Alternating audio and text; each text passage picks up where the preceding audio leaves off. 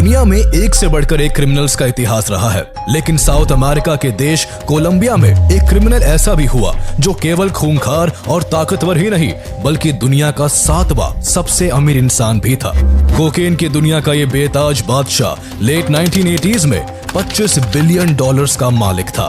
उस समय कोलंबिया की कुल जीडीपी करीब $39 बिलियन थी, यानी वो अकेला ही अपने देश की लगभग 65% जीडीपी अपनी जेब में रखकर घूमता था। वो इतना अमीर था कि उसकी गैंग पैसा गिनती नहीं थी बल्कि उन्हें किलो के हिसाब से तौला करती थी। उसे अपनी दौलत को गोडाउन में भर के रखना पड़ता, जहां उसकी 10% कमाई हर साल चूहे ही कुतर जाते, जहां वो बिल्डिंग्स, आइलैंड, प्राइवेट जू, सॉकर फील्ड्स, कार्स, सबमरीन्स और एरोप्लेन्स जैसी अपनी पसंदीदा चीजों पर पैसा पानी की तरह बहाता, तो वही वो अपनी बेटी को ठंड से बचाने के लिए मिलियंस ऑफ डॉलर्स आग में जला देता। इतना सब करने के बाद भी उसकी अमीरी में रत्ती भर का भी फर्क नहीं आया। दुनिया के सबसे बड़े और सबसे अमीर ड्रग माफिया का केवल एक ही कानून था, प्लाता ओ प्लोमो। प्लाता का मतलब कि मेरे साथ मिल जाओ, मैं तुम्हें इतना अमीर बना दूंगा कि तुम्हारी 7 पुश्तें बैठकर खाएंगी। और प्लोमो का मतलब कि अगर तुम मेरे खिलाफ गए तो मैं तुम्हें क्या, तुम्हारे पूरे खानदान को मिट्टी में मिला दूंगा। उसके इस खतरनाक नियम की वजह से पुलिस हो या मिनिस्टर्स, जर्नलिस्ट हो या फिर जजेस, सब उसकी जेब में थे।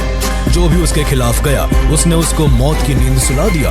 अपनी क्राइम की हिस्ट्री में उसने 4000 से भी ज्यादा लोगों को मौत के घाट उतारा, जिसमें 600 से ज्यादा केवल पुलिस ऑफिसर्स थे। उसका खौफ इतना था कि उसके बस नाम से लोगों की रूह कांप जाती, और ताकतवर इतना कि उसके इशारे पर देश का संविधान बदल जाता। वो अरेस्ट भी हुआ तो केवल इस शर्त पर कि जेल भी उसकी बनाई हुई होगी और जेल के गार्ड्स भी उसके ही होंगे।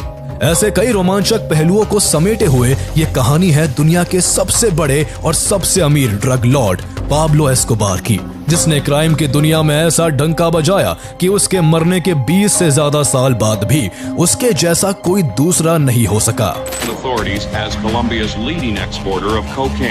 The Escobar family has reportedly amassed nearly $2 billion smuggling 1,100 pounds of refined cocaine into the United States every month. Drug trafficker, billionaire, killer, but a hero to thousands in his home city. As cocaine king's only son has now claimed his father took his own life. He had become a cancer to Colombia. Escobar was a monster. I wish he would have spent the rest of his life in prison. I mean, that's what I wanted. Yo soy Pablo Emilio Escobar Gaviria. Pablo Emilio Escobar Gaviria का जन्म 1 दिसंबर 1949 को Colombia के Rio Negro शहर में हुआ था। वो अपने माता पिता के 7 बच्चों में तीसरा था। उसके पिता फार्मर थे और माँ स्कूल टीचर थी। उसके जन्म के कुछ वक्त बाद ही उसका परिवार मेडेलिन शहर में शिफ्ट हो गया, जहां पाब्लो पला बड़ा और वहीं के स्कूल में उसने शुरुआती पढ़ाई की। यूं तो वो शुरू में लॉयर और फिर पॉलिटिक्स में जाकर प्रेसिडेंट बनने का ख्वाब देखता था, लेकिन बढ़ती उम्र के साथ उसका नजरिया और इंटरेस्ट बदलने लगा। उसको समझ आया कि दुनिया में सबसे बड़ा ताकतवर वही है जिसके पास पैसा है। अगर पैसा हो तो क्या लॉयर और क्या पॉलिटिशियन, सबको जेब में रखा जा सकता है। पैसे की अहमियत तब उसे और भी ज्यादा समझ आई जब घर की खराब फाइनेंशियल कंडीशन की वजह से उसे अपनी पढ़ाई बीच में ही छोड़नी पड़ गई। पढ़ाई छूटने के बाद उसने ठान लिया कि उसे जल्दी से बहुत सारा पैसा कमाना है, फिर चाहे उसके लिए उसे किसी भी रास्ते पर जाना पड़े। उसने खुद को वादा किया कि अगर 25 साल की उम्र तक उसने 1 मिलियन पेसोस नहीं कमाए तो वो खुदकुशी कर लेगा। इस तरह जुनून की हद तक जल्द से जल्द अमीर बनने की इस ख्वाहिश ने उसे क्राइम की दुनिया में धकेल दिया। वो अपने कजिन गुस्तावो गाविरिया के साथ मिलकर तरह तरह के लीगल काम करने लगा, जिनमें फर्जी डिप्लोमा डिग्री बेचना, साउंड इक्विपमेंट्स की तस्करी करना और टूम्बस्टोन्स को चोरी करना शामिल था। लेकिन इन छोटी छोटी चोरियों से आखिर वो कितना और कब तक अमीर बन पाता, इसलिए बड़ा कदम उठाते हुए 20 साल से भी कम उम्र में उसने कार चोरी करना और अमीर लोगों को किडनैप करना शुरू कर दिया। जहां वो कार चोरी कर उसके पार्ट्स को बेच करके खूब पैसा कमाता, तो वही अमीर लोगों को किडनैप कर उनकी रिहाई के बदले अच्छी खासी फिरौती वसूल करता। अगर विक्टिम की फैमिली पैसा देने से मना करती तो वो उसे बेरहमी से मार डालता। कई मौकों पर वो बस अपनी धाक जमाने के लिए रैंसम मिलने के बावजूद विक्टिम्स को मार दिया करता था। ऐसा ही तब हुआ जब 1971 में एक बार उसने इंडस्ट्रियलिस्ट डिएगो एचावारिया को किडनैप किया, जिसे रिलीज करने के बदले में उसने $50,000 की डिमांड की। उसकी डिमांड पूरी होने और उसे मन मुताबिक पैसे मिलने के बाद भी उसने डिएगो की जान ले ली। ये चोरी और किडनैपिंग का सिलसिला यूं ही चलता रहा और खुद से किए वादे को पूरा करते हुए वो महज 22 साल की उम्र में ही मिलियनेयर बन गया। एक तरफ उसकी बढ़ती क्राइम एक्टिविटीज से बाकी के क्रिमिनल्स के बीच उसका दबदबा हो रहा था, तो वहीं दूसरी ओर वो पुलिस की नजरों में भी आने लगा था। बहुत बार पुलिस की गिरफ्त से बच निकलने के बाद आखिरकार साल 1974 में कार चोरी करने के जुर्म में उसे अरेस्ट कर लिया गया, जिस कारण उसे कई महीनों तक जेल की हवा खानी पड़ी। जेल जाने के बाद भी पाब्लो का हौसला डगमगाया नहीं, बल्कि उसने पुलिस को रिश्वत देने का तरीका ढूंढ निकाला और अपना काम जारी रखा। पाब्लो का मकसद ही पैसा कमाना था, इसलिए जहां भी उसे ज्यादा कमाई दिखाई देती वो हर उस फील्ड में घुस जाता। वो पैसे के लिए पहले चोरी, फॉर्जरी, किडनैपिंग और मर्डर जैसे क्राइम करता था, लेकिन जब उसका सामना कोकेन के बिजनेस से हुआ तो उसके प्रॉफिट के आगे उसको बाकी सभी काम फीके लगने लगे। ये 1970s का वो दौर था जब अमेरिका में ड्रग्स स्मगल कर कोलंबिया के ड्रग ट्रैफिकर बेशुमार पैसा छाप रहे थे। जो भी इस धंधे में था वो माला माल हो रहा था। इसे अपॉर्चुनिटी के तौर पर देखते हुए पाब्लो एस्कोबार ने इस धंधे में घुसने का मन बना लिया। शुरू में उसने कई ड्रग माफियाओं के लिए काम किया, जिनसे उसने ड्रग के धंधे की बारीकियों को सीखा। उसने न केवल स्मगलिंग रूट्स के बारे में जाना, बल्कि ड्रग वर्ल्ड में बहुत से इंपॉर्टेंट कनेक्शंस भी एस्टैब्लिश कर लिए, जो आगे चलकर उसके बहुत काम आने वाले थे। पाब्लो बहुत अच्छे से जानता था कि बड़ी कामयाबी और बड़ा पैसा दूसरों के लिए काम करके नहीं कमाया जा सकता, इसलिए वो ड्रग्स की दुनिया की अच्छी समझ होने के बाद खुद का ड्रग कार्टेल बनाना चाहता था। इस धंधे में अपने पैर जमाने के लिए उसका पहला टारगेट बड़े प्लेयर्स को रास्ते से हटाना था। इसी मकसद के साथ साल 1975 में उसने मेडेलिन के सबसे बड़े कोकेन ट्रैफिकर फाबियो रेस्ट्रेपो को मरवा डाला और उसके लोगों की जिंदगी इस शर्त पर बख्शी कि उन सबको उसके लिए काम करना पड़ेगा। इस इंसिडेंट के बाद बाकी ड्रग ट्रैफिकर्स के बीच पाब्लो का डर बैठ गया, जिससे उसके लिए अपना बिजनेस बनाना आसान हो गया। अगला साल 1976 पाब्लो एस्कोबार की जिंदगी में कई जरूरी मोड़ लेकर आता है। इस साल उसने ओचोआ ब्रदर्स, कार्लोस लेडर और होजे रोड्रिगेज गाचा जैसे क्रिमिनल्स के साथ मिलकर खुद का मेडेलिन कार्टेल शुरू कर दिया, जिसका काम कोकेन की प्रोडक्शन से लेकर डिस्ट्रीब्यूशन तक का था। कार्टेल का हेड पाब्लो खुद बना, जो पहले ही कोकेन प्रोड्यूसर्स, ट्रांसपोर्ट एक्सपर्ट्स और कुछ करप्ट गवर्नमेंट ऑफिशियल्स के साथ रिलेशंस डेवलप कर चुका था। वो कोकेन की सप्लाई के लिए अजीबोगरीब तरीके इस्तेमाल करता, कभी कार के टायर्स में तो कभी टीवी सेट्स में, कभी मछली के पेट के अंदर तो कभी कॉन्डम्स में। इसके अलावा वो एरोप्लेन्स के टायर्स में भी कोकेन भर के सप्लाई करता और ऐसा करने में उसकी मदद करने वाले पायलट को हर फ्लाइट के लिए $5 लाख का इनाम देता। इस तरह उसकी लीडरशिप में कार्टेल का बिजनेस बढ़ने लगा और उसकी काफी अच्छी कमाई होने लगी। जब उसके पास ज्यादा दौलत हो गई तो उसने बिजनेस को और एक्सपैंड करने के लिए सबमरीन्स और एयरक्राफ्ट्स खरीदकर उनसे कोलंबिया समेत पेरू, बोलीविया और इक्वाडोर जैसे देशों से भी अमेरिका के अंदर कोकेन सप्लाई करना शुरू कर दिया। ताज्जुब की बात यह थी कि पाब्लो 24 घंटे कोकेन से घिरे होने के बावजूद खुद कोकेन कंज्यूम नहीं करता था, जिससे उसके साथी उस पर काफी भरोसा करते थे। जहां उसका बिजनेस अच्छा चलने लगा था तो वही इसी साल मार्च 1976 में उसने अपनी गर्लफ्रेंड मारिया विक्टोरिया हेनाओ से शादी कर ली, जो केवल 15 साल की थी और उससे पूरे 11 साल छोटी थी। लेकिन 1976 का साल पाब्लो की जिंदगी में केवल खुशी और दौलत ही नहीं लाया, बल्कि उसकी जिंदगी में जेल की सलाखें भी लेकर आया था। 9 जून 1976 को कोलंबियन इंटेलिजेंस एजेंसी की एक रेड में पाब्लो की कार के टायर्स में से करीब 40 पाउंड कोकेन बरामद होता है, जिसके बाद पाब्लो समेत उसके 6 साथियों को पकड़कर जेल में डाल दिया गया। लेकिन वो इस बार ज्यादा वक्त तक जेल में नहीं टिकने वाला था, क्योंकि वो अब तक क्राइम की दुनिया के काफी दाव पेच सीख चुका था। वो जान चुका था कि कौन सा पासा कब और कहां फेंकना है। उसने कुछ पुलिस अधिकारियों, वकीलों और जजों को रिश्वत देकर तो कुछ को डरा धमकाकर जेल से बाहर निकलने का रास्ता निकाल लिया। जेल से छूटते ही उसने मिसाल कायम करने के लिए उन 2 एजेंट्स को भी मार डाला जिन्होंने उसे अरेस्ट किया था। इस तरह पाब्लो ने अपनी मंशा पूरी दुनिया के सामने साफ जाहिर कर दी थी कि या तो मेरे साथ काम करो या फिर मारे जाओ। इसी को उसने प्लाता और प्लोमो का नाम दिया। प्लाता यानी रिश्वत लो और मेरे साथ हो जाओ, मैं तुम्हें ऊपर से नीचे तक पैसे से भर दूंगा, या फिर प्लोमो यानी अगर मेरे खिलाफ गए तो मैं तुम्हारे साथ साथ तुम्हारे परिवार को भी खत्म कर दूंगा। जर्नलिस्ट हो या फिर पुलिस ऑफिसर्स, मिनिस्टर्स हो या फिर जजेस, सबके सामने वो केवल यही दो ऑप्शंस रखता।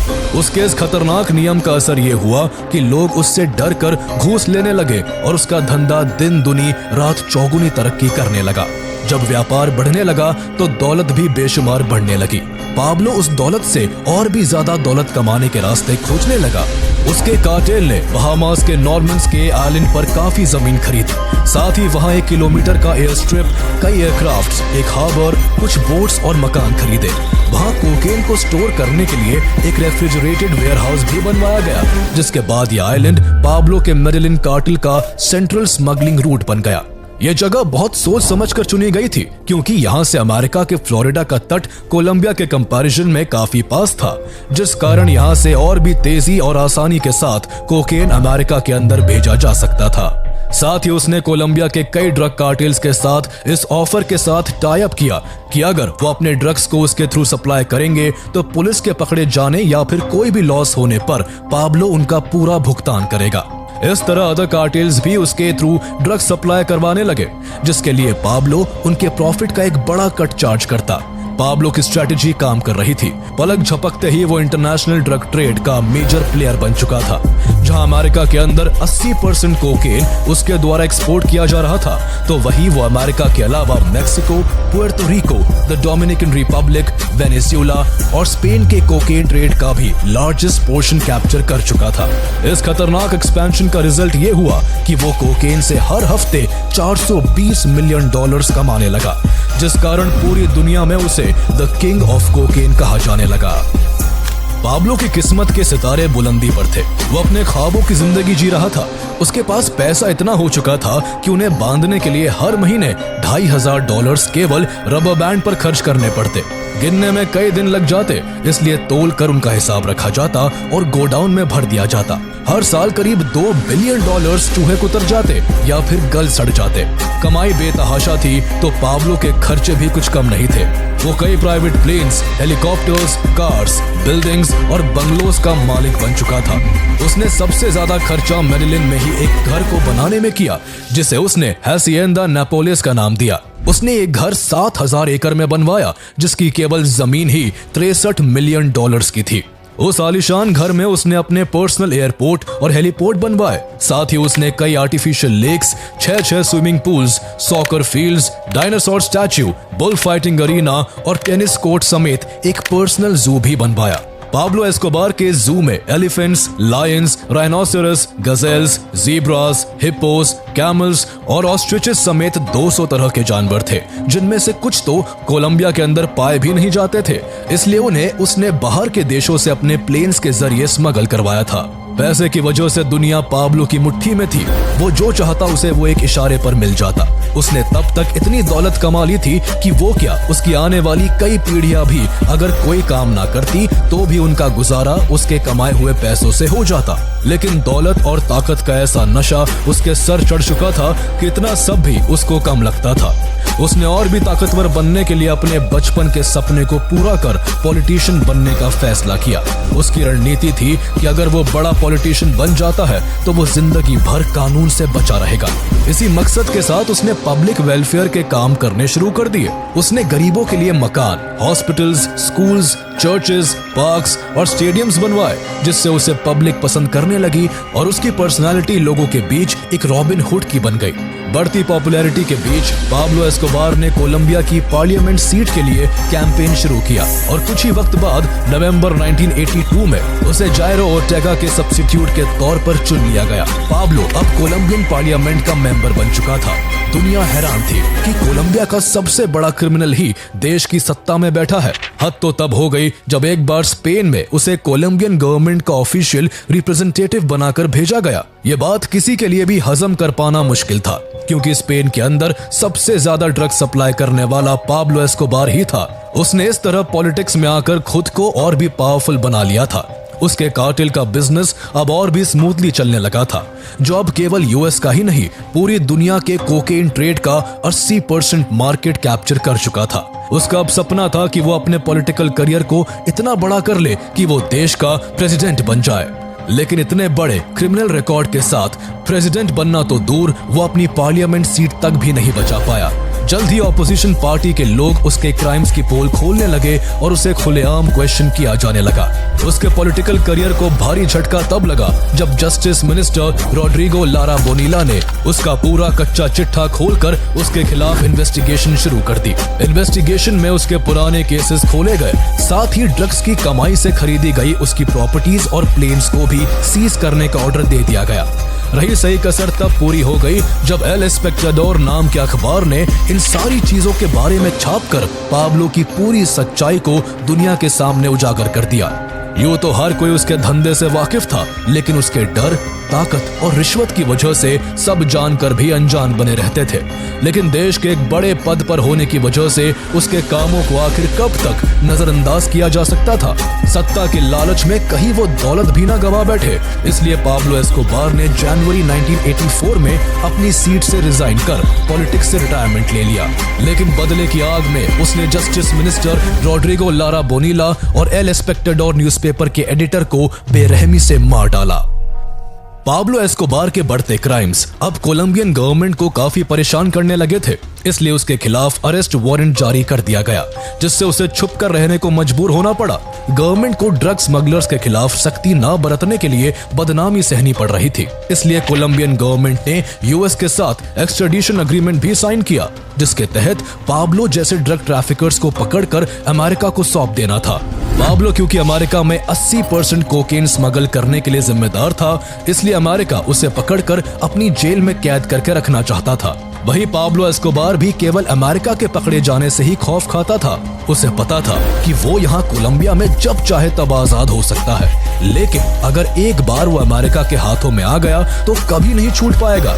इसलिए उसने कोलंबियन गवर्नमेंट के सामने शर्त रखी कि अगर उसे अमेरिका के हवाले ना करके कोलंबिया की ही जेल में रखा जाए तो वो सरेंडर कर देगा। लेकिन गवर्नमेंट ने उसकी शर्त मानने से इनकार कर दिया। बाद में उसने गवर्नमेंट को ऑफर दिया कि अगर उसे एक्सट्रेडिशन एग्रीमेंट से राहत देकर अमेरिका को ना सौंपा जाए तो वो कोलंबिया का $10 बिलियन का कर्ज चुका देगा। देश के कर्ज उतारने की डील अच्छी थी, लेकिन बदनामी के चलते गवर्नमेंट इस शर्त पर भी राजी नहीं हुई। जब सीधी उंगली से घी नहीं निकला तो वो खून खराबे पर उतर आया। उसने एक्सट्रेडिशन पॉलिसीज के खिलाफ लॉस एक्स्ट्राडिटेबल ऑर्गेनाइजेशन बनाई। जो भी बड़ा ऑफिसर एक्सट्रेडिशन एग्रीमेंट के फेवर में बात करता, पाब्लो उसको मरवा देता।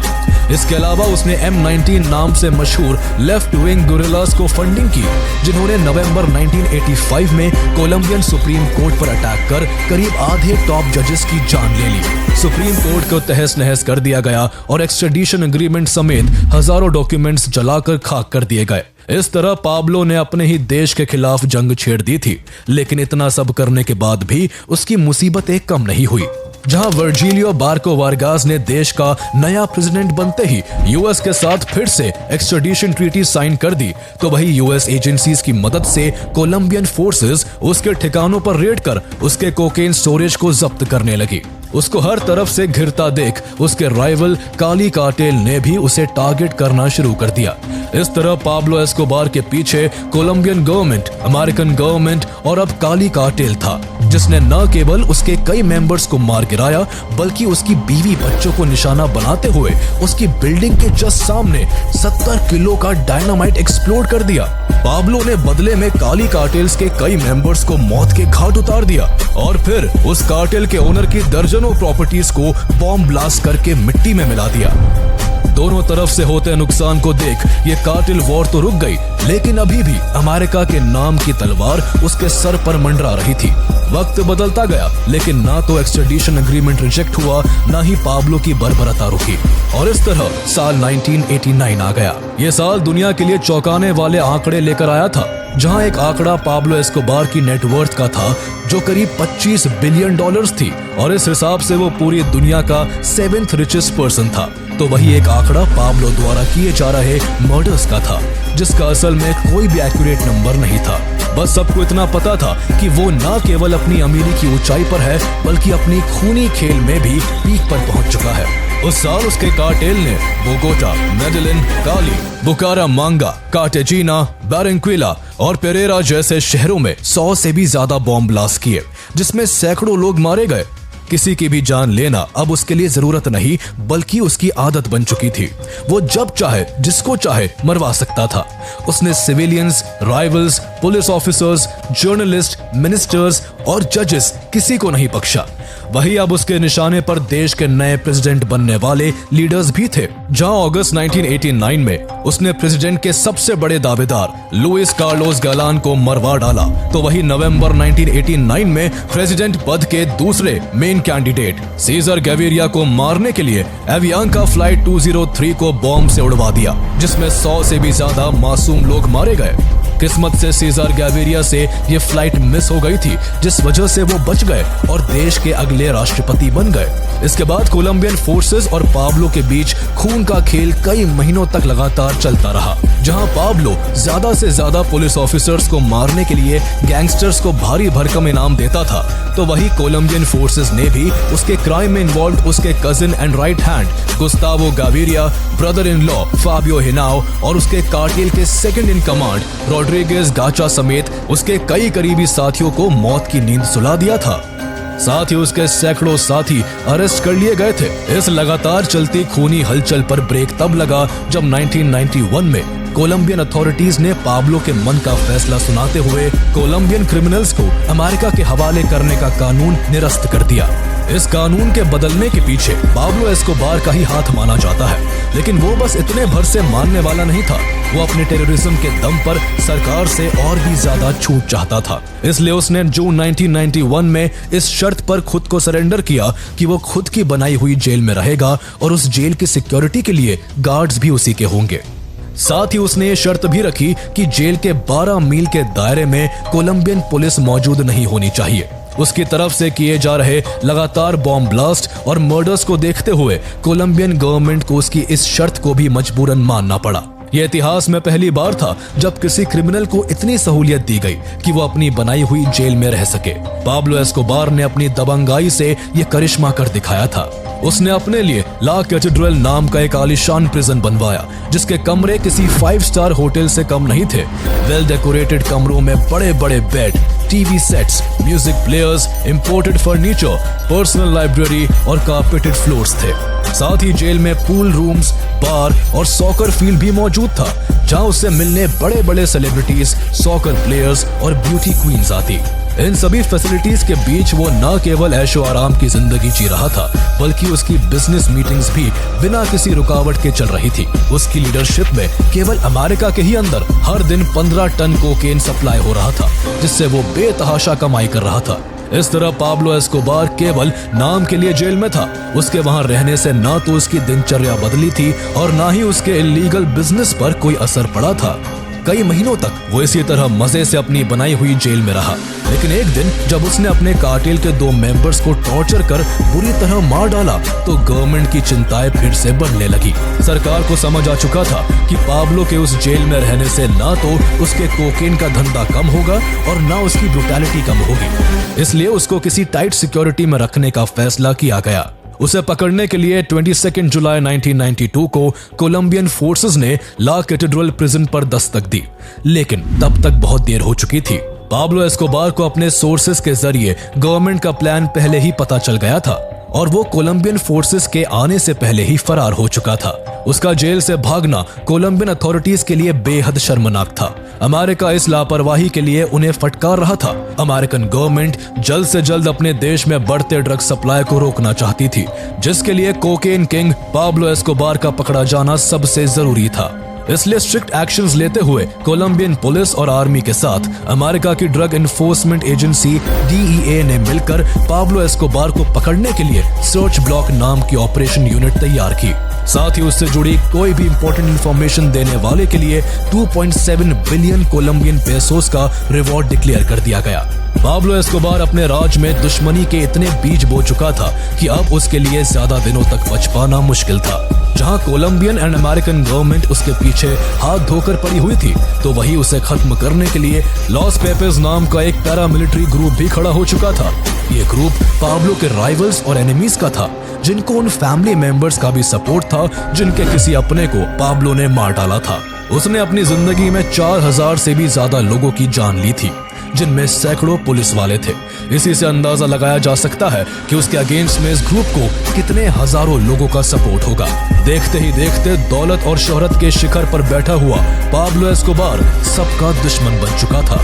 एक तरफ उसके एसोसिएट्स और मेंबर्स को पुलिस निशाना बना रही थी, तो दूसरी ओर लॉस पेपेस ग्रुप भी उसके सैकड़ों साथियों को मौत के घाट उतार रहा था। यह शायद पहली बार था जब उसकी अरबों खरबों की दौलत भी उसको प्रोटेक्शन नहीं दे पा रही थी। वो जेल से भागने के बाद किसी तरह करीब 1.5 साल तक पुलिस की गिरफ्त से दूर रहा, लेकिन 1 दिसंबर 1993 को जब वो अपने खुफिया ठिकाने पर अपने साथियों के साथ पार्टी करते हुए अपना 44वां जन्मदिन मना रहा था, तब उसे अंदाजा भी नहीं था कि ये उसका आखिरी बर्थडे होने वाला है। उसने अपने बर्थडे के मौके पर अपने बीवी बच्चों समेत अपने कई खास लोगों से कॉल पर घंटों तक बात की, जिन्हें यूएस की टेक्निकल असिस्टेंस की वजह से कोलंबियन अथॉरिटीज द्वारा ट्रेस किया जा रहा था, जिससे उसकी लोकेशन का पता लगा लिया गया। अगले ही दिन 2 दिसंबर 1993 को कोलंबियन पुलिस ने मेडेलिन की एक बिल्डिंग पर धावा बोल दिया। पुलिस को देख पाब्लो और उसके साथी बिल्डिंग की छत से भागने लगे। जब पुलिस ने उनका पीछा किया तो उसने फायरिंग शुरू कर दी, जिससे पुलिस भी उस पर ताबड़तोड़ गोलियां चलाने लगी। इस फायरिंग में उसको एक के बाद एक कई गोलियां लगी, जिस वजह से अरबों खरबों का मालिक, लाखों लोगों की बर्बादी का गुनहगार और हजारों लोगों का कातिल पाब्लो एस्कोबार चंद सेकंड्स में ही ढेर हो गया। हालांकि उसके मरने के पीछे एक थ्योरी ये भी मानी जाती है कि उसने खुद अपने आप को शूट किया था। वो अक्सर कहता था कि अमेरिका की जेल में सड़ने से अच्छा होगा कि वो कोलंबिया की ही मिट्टी में दफन हो जाए, और जिस दिन उसको लगेगा कि बाजी उसके हाथ से निकल गई है, वो खुदकुशी कर लेगा। वजह चाहे जो भी हो, दुनिया का सबसे बड़ा और सबसे अमीर ड्रग माफिया मर चुका था। जहां कोलंबियन गवर्नमेंट के लिए ये एक बहुत बड़ा अचीवमेंट था, तो वहीं उसके फ्यूनरल में करीब 25,000 लोगों की भीड़ उसकी मौत का मातम बना रही थी, क्योंकि वो उनमें से बहुत से लोगों का मसीहा था। पाब्लो एस्कोबार के बाद भी दुनिया में एक से बढ़कर एक ड्रग माफिया हुए, लेकिन वो अकेला ऐसा था जिसे द किंग ऑफ कोकेन के नाम से जाना गया, जो 7 सालों तक दुनिया के सबसे अमीर इंसानों की लिस्ट में बना रहा।